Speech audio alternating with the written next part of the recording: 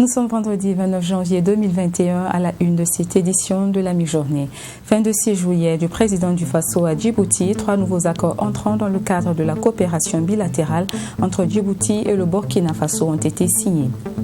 Signature de convention également au Burkina, 2 accords entre le Burkina Faso, la Banque mondiale et l'Union européenne ont été actés hier. Bonjour et bienvenue à tous à ce journal.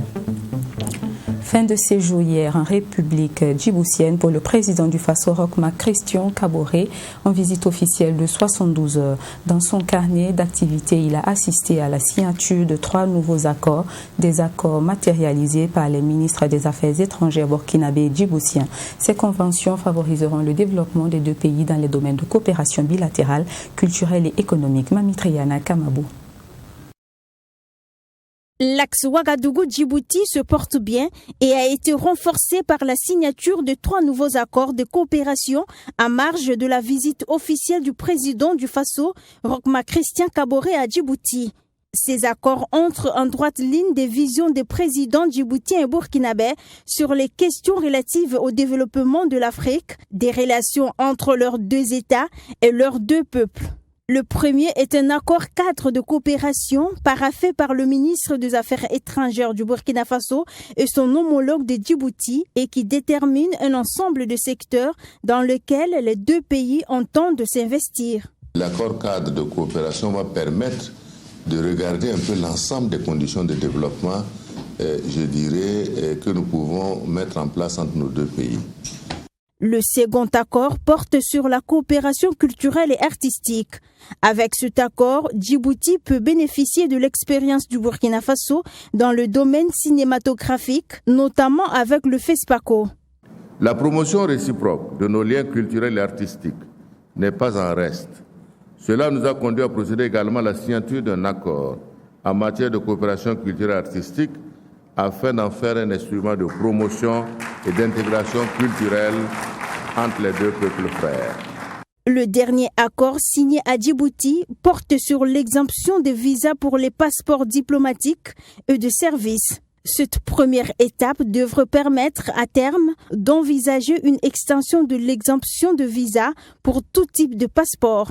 L'accord portant suppression de visas pour les titulaires de passeports diplomatiques et de services afin de faciliter les échanges et de dynamiser l'axe Ouagadougou-Djibouti. Sur la coopération économique, les 2 chefs d'État accordent une place particulière au secteur privé. Ils se sont réjouis de l'installation à Djibouti de l'International Business Bank de l'homme d'affaires burkinabé Mahamoudou Bonkungu, dont la filiale a été inaugurée ce 28 janvier 2021 en leur présence. Et dans cette même actualité, le président du Faso était mercredi au Parlement djiboutien. Une session spéciale lui a été accordée, lui donnant l'occasion de partager son expérience après avoir présidé dans son pays l'Assemblée nationale 10 ans durant. Suivez un extrait de son allocution. Dans le village planétaire qu'est devenu le monde, nos pays sont plus que jamais connectés. L'Assemblée nationale et les députés sont interpellés à cet égard pour développer la diplomatie parlementaire, ce versant parlementaire de la diplomatie d'État que définit le chef de l'État. C'est le lieu pour moi d'engager nos 2 parlements à entretenir une coopération bilatérale exemplaire, tout en œuvrant pour une véritable communauté parlementaire africaine et mondiale afin de bénéficier des avantages d'une diplomatie des peuples au service exclusif de la communauté des nations. Le Burkina Faso est depuis quelque temps la cible des forces terroristes et obscurantistes. Nous avons pris la pleine mesure de leur volonté clairement affichée de déstabiliser notre contrée ainsi que l'ensemble des pays de la région du Sahel. La lutte contre le terrorisme est donc désormais une priorité nationale qui n'aurait de succès que si elle s'inscrit non seulement dans une approche sous-régionale, mais également et surtout dans une dynamique de développement économique des zones les plus vulnérables. Ce phénomène du terrorisme est aussi et surtout un fléau global, en ce qu'il frappe sans discrimination et bat en brèche les principaux fondamentaux de la liberté et des droits humains.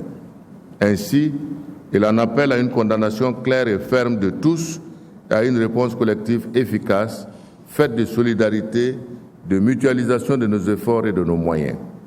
C'est ce qui justifie la création de la force conjointe du G5 Sahel, dont l'opérationnalisation est en cours. Le terrorisme ne connaît pas de frontières, c'est pourquoi notre riposte, si nous la voulons efficace, doit être aussi générale. Signature d'accord de financement. Hier, le ministre en charge de l'économie et des finances, Lassane Kaboré, et le maire de la ville de Ouagadougou, Armand-Pierre Bewende, ont signé 2 accords de financement avec le chef de la délégation de l'Union européenne et le vice-président de la Banque européenne d'investissement. C'était par visioconférence à la direction générale de la coopération. Sanata Serré vous fait le point. 15 millions d'euros, soit environ 24 milliards de francs CFA, c'est la somme octroyée par l'Union européenne à travers la Banque européenne d'investissement au gouvernement burkinabé pour le financement de 2 projets de développement dans le domaine de l'énergie et de l'urbanisme. Le premier projet concerne l'extension de la centrale solaire des Aktouli et l'autre l'assainissement et le drainage des eaux pluviales de la ville de Ouagadougou. L'année commence très bien. On a signé des accords sur 2 projets qui sont vraiment des projets phares. Et c'est vraiment une journée très heureuse pour l'Union européenne et pour la coopération entre l'Union européenne et le gouvernement burkinabé. L'investissement du projet relatif à la centrale solaire des Aktouli va permettre, selon le ministre en charge de l'énergie, d'augmenter la capacité de production de cette centrale solaire de 33 MW à 50 MW, faisant d'elle la plus grande centrale solaire de l'Afrique de l'Ouest. Notre volonté donc d'aller de l'avant en matière d'énergie solaire et se concrétise de jour en jour et fait de telle sorte que le Burkina Faso, en tout cas, est en train de jouer donc les premiers rôles en matière donc de leader dans la sous-région en matière d'énergie solaire. Et je pense que c'est bon pour l'économie du Burkina Faso parce qu'aujourd'hui, nos industries ne sont pas compétitives du fait que nous avons 1 kWh qui est le plus cher de la sous-région. Et donc, avec ces investissements, nous aurons la possibilité de rendre notre économie beaucoup plus compétitive comparée à la sous-région, beaucoup plus de création d'emplois, de richesses, et nous allons en tout cas graduellement aller vers la réduction, sinon la suppression donc, des subventions de l'État dans le secteur donc, de l'énergie.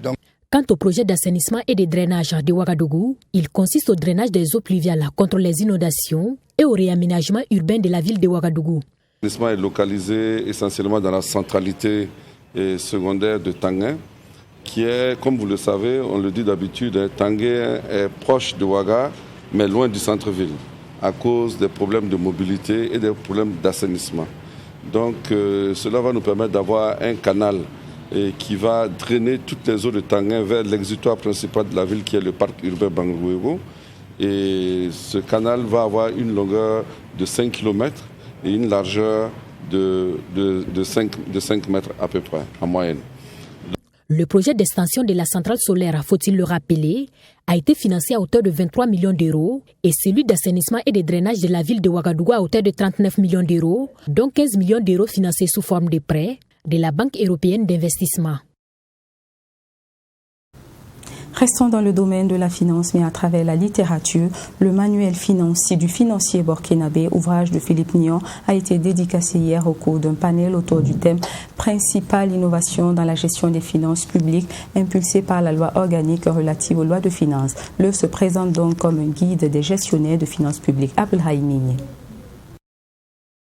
Finances publiques. Le manuel du financier burkinabé est un document de 199 pages qui vise à guider tous les acteurs du monde économique.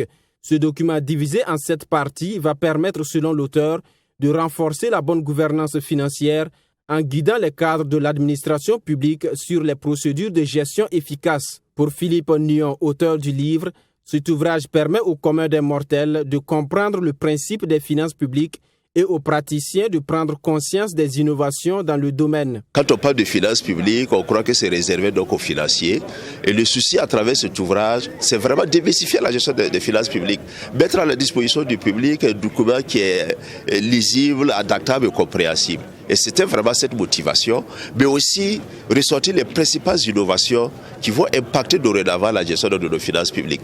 Quand on regarde un peu les directives qui ont été internalisées, nos pratiques en matière de gestion des finances publiques nécessairement vont avoir une grande mutation et cela interpelle tous les intervenants donc, dans la gestion donc, de ces finances. Séance tenante, l'auteur est appelé à animer un panel sur la thématique abordée dans son ouvrage à savoir les innovations dans la gestion des finances publiques. Un cadre d'échange avec les élèves de l'École nationale des régies financières ENAREF pour mieux les outiller en matière de gestion des finances publiques. Les inspections techniques, quand on analyse, ne sont plus d'actualité. Il faut une mutation au niveau des inspections techniques. Il faut évoluer vers des structures d'audit. Et pour évoluer vers les structures d'audit ministérielles, il faut nécessairement qu'en amont, on ait un dispositif de contrôle interne efficace. Voilà. Et il y a aussi de nouveaux acteurs qui apparaissent. Le responsable de programme, c'était un nouvel acteur qui n'existait pas. Même s'il existait sur le YouTube Forum, il n'avait pas cette spécificité sur le plan financier. Il y a aussi la notion de contrôleur de gestion et d'auditeur interne. Et là, ça interpelle, nous sommes à l'ENAREF, ça interpelle l'ENAREF, ça interpelle le ministère de la fonction publique, qu'on revoie la grille des métiers pour insérer justement ce nouveau métier qui se prête donc à la loi organique relative aux lois de finances. Pour le directeur de l'ENAREF, ce cadre de renforcement des connaissances des élèves doit être multiplié dans le but de mettre à la disposition de la fonction publique de gestionnaires financiers compétents. Philippe Néry Couton-Nyon est conseiller à la Cour des comptes, consultant en finances publiques et enseignant à l'université Thomas Sankara. Les acteurs du syndicat des transporteurs routiers livrent les versions des faits sur la gestion du contrôle et la gestion du fret. Une gestion qui divise les acteurs avec un impact sur les activités. Le dernier syndicat se prononçait à la fêtière unique des transporteurs du Burkina qui dénonce l'attitude du gouvernement dans ce dossier. Michael Tougri. La crise dans le secteur du transport routier, selon le secrétaire général de la fêtière unique des transporteurs routiers du Burkina, est tout simplement la conséquence du refus du gouvernement de faire appliquer la loi. Deux syndicats, le Haut Conseil des transporteurs routiers du Burkina Faso et la fêtière unique des transporteurs routiers du Burkina, veulent tous un contrôle de la gestion du fret. Et pour Bonaventure Kéré, la FUTRB a été créée par la volonté du gouvernement en vue de travailler avec un interlocuteur unique des transporteurs routiers. Le problème qui se pose aujourd'hui, c'est simplement un respect de la parole donnée. Parce que la parole gouvernementale, nous pensons que, quand même, elle vaut quelque chose. C'est tout un gouvernement. Le Conseil des ministres a félicité donc la création de cette structure et le Premier ministre nous a adressé une lettre officielle pour dire que désormais, il était heureux donc de la création de cette fêtière. Et désormais, ce serait l'interlocuteur, comme il le voulait, des structures et des pouvoirs publics. Le secteur du transport routier au Burkina Faso, ces 3 dernières années, est confronté à un climat difficile de travail. Des acteurs qui peinent à trouver un consensus pour la gestion du fret. Pour la FUTRB, c'est une crise entretenue par le ministre en charge des transports qui serait le parrain de l'autre organisation, le Haut Conseil des transporteurs routiers du Burkina Faso, HTC-BF. Il faut seulement, pour sortir de la crise, que, humblement, on demande au Haut Conseil, dont nous savons comment il a été créé, parce que le ministre d'État, l'ex-ministre d'État Siméon Sawadogo, l'a déclaré plusieurs fois devant nous, devant le Premier ministre, que c'est par erreur il a signé ce récépissé. Moi, je pensais que quand on fait une erreur, on la corrige. Mais même si on ne peut pas la corriger, on peut demander à ces derniers de rejoindre les rangs. Pour la sortie de crise, il faut simplement respecter sa parole et respecter les textes en matière de gestion du fret, dont le dernier, c'est l'arrêté 055. Pour une résolution de cette crise sur la gestion du fret qui divise les acteurs du transport au Burkina Faso, tous ont le regard désormais tourné vers le gouvernement. Et c'est un gouvernement qui doit prendre ses responsabilités dans les jours à venir pour un retour au calme dans le domaine du transport routier au Burkina Faso. Des artistes burkinabés dans le combat panafricain contre le Covid-19. Ce mardi a été lancée une campagne de sensibilisation à travers des œuvres produites par 3 artistes burkinabés. Une réponse culturelle commune de l'UNESCO et de la CEDEAO pour barrer la voie au coronavirus dans 15 pays de l'Afrique de l'Ouest. Fatima Tanikema.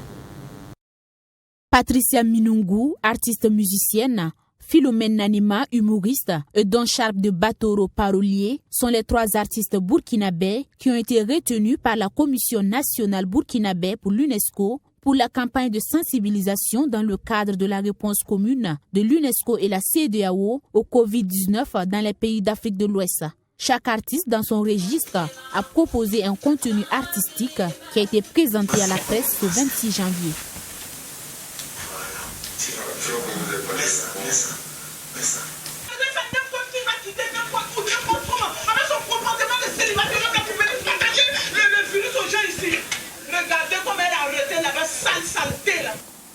Ces artistes qui évoluent dans des registres différents ont été invités à proposer des messages adaptés au public cible. Ce sont des femmes, des hommes, des jeunes du secteur informel et du secteur formel. Et aux canaux bien sûr de diffusion que sont la télévision, la radio, les réseaux sociaux et j'en passe.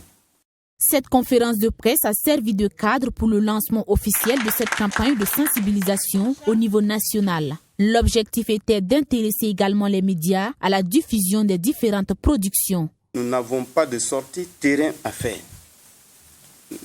Parce que comme ce sont des réseaux sociaux et comme nous savons que toutes ces structures de presse sont installées sur tout l'étendue du territoire burkinabé, donc, si vous avez l'information, ça veut dire que vous avez assuré déjà le passage terrain pour nous. Ce sont au total 4 messages de sensibilisation contre la propagation du coronavirus qui seront diffusés à travers plusieurs canaux de communication. La sensibilisation a débuté le 26 janvier et elle se poursuivra jusqu'au 31 mars 2021 sur les médias classiques et les réseaux sociaux. Regardez mon sel, la espèce de distributeur de virus. Foire internationale de Bobo-Dioulasso du 19 février au 8 mars prochain, la ville de Sia abritera la 8e édition de la FIBO. Au cours d'une conférence de presse tenue hier, le thème de cette 8e édition de la FIBO a été dévoilé. Politique de normalisation, vecteur de conquête de marché à l'exportation des produits agroalimentaires en Afrique. Compte rendu Joseph Koudou, notre correspondant à Bobo-Dioulasso. Le rendez-vous pour la 8e édition de la Foire internationale de Bobo-Dioulasso sera respecté. Face à la presse, le comité d'organisation a fait le point des préparatifs de cette biennale. Lorsque nous avons commencé, il faut dire que nous avons mis du temps. La gestation a duré à peu près une dizaine d'années. Nous avons mis du temps parce qu'il fallait quand même rassembler les conditions nécessaires pour pouvoir lancer la première édition. Et la première édition n'a pas été du tout facile, parce que nous étions nous ne connaissions pas, nous n'avions jamais fait cela, et c'était une première expérience. Mais aujourd'hui, la foire a grandi, nous recevons des participants, de toute la sous-région ouest-africaine. Et même, nous avons reçu ici, à une des éditions, des visiteurs qui sont venus de l'Afrique centrale, du Congo-Brazzaville. Alors la foire continue son chemin. La dernière édition date de 2019 et cette année, ce sera la 8e édition de la foire internationale de Bobo-Dioulasso. Cette édition de la Foire internationale de Bobo-Dioulasso se tiendra sous le signe la politique de normalisation. Il faut qu'elle puisse répondre aux normes internationales de qualité et pour nous de qualité des produits agroalimentaires. Mais qu'est-ce que nous constatons? C'est que souvent les unités de transformation d'autres établissements industriels ne respectent pas ces normes internationales. Beaucoup d'entre elles ne sont pas certifiées. Alors nous voudrions participer à l'éducation, d'abord à l'information, mais aussi à l'éducation, à la formation de ces entreprises. Parce que cela va d'une part permettre de conquérir des débouchés sur le marché international et d'autre part aussi assurer la santé des consommateurs. Parce que lorsque vous voyez qu'aujourd'hui, par exemple, on utilise beaucoup d'ingrédients pour faire mûrir les fruits, on porte atteinte à plus ou moins terme à la santé des populations. La Foire internationale de Bobo-Dioulasso bénéficie de l'accompagnement de la commune de Bobo-Dioulasso. Cette fois, faut-il le rappeler, a vu le jour en 2007. Le rendez-vous est donc pris du 19 au 28 mars prochain dans le strict respect des mesures barrières et sécuritaires. Autre célébration en vue, c'est le centenaire de l'Église des Assemblées de Dieu du Burkina Faso. Du 11 au 14 mars 2021, elle célébrera officiellement ses 100 ans sur la place du 75e anniversaire à Ouagadougou. Mais avant, plusieurs activités sont mises en œuvre pour marquer l'événement. Le Comité national d'organisation du centenaire a déroulé hier son programme. Plus de précisions avec Fatima Tanikema. Ce centenaire de l'Église des Assemblées de Dieu est célébré sous le signe de la réforme, du réveil et du rayonnement. Une occasion pour l'Église de rendre grâce à Dieu et exprimer sa reconnaissance à l'endroit des autorités coutumières et traditionnelles qui ont accueilli les missionnaires en 1921 sur leur terre. Le slogan de notre célébration, c'est « Retournons à nos fondamentaux ».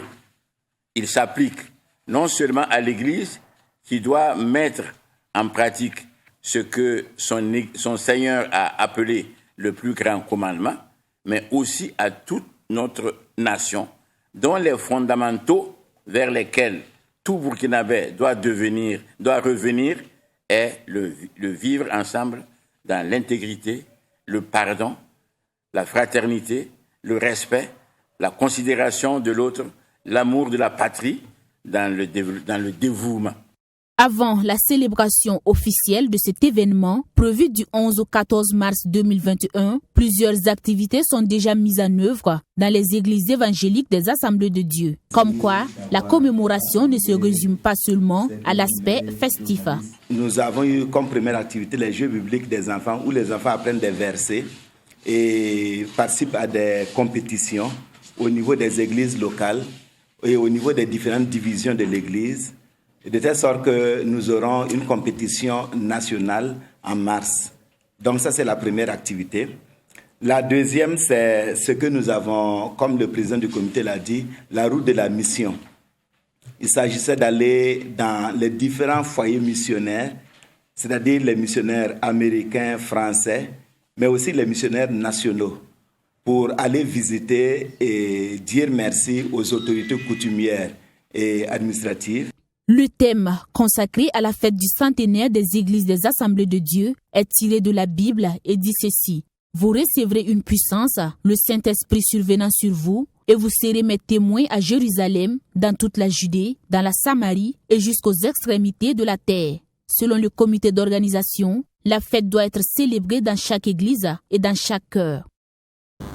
Et c'était l'essentiel de l'actualité de cet après-midi. Je vous donne rendez-vous ce soir pour votre émission de sécurité routière après le journal de 20h et demain 13h pour les nouvelles. Très bon début de week-end sur Trek TV.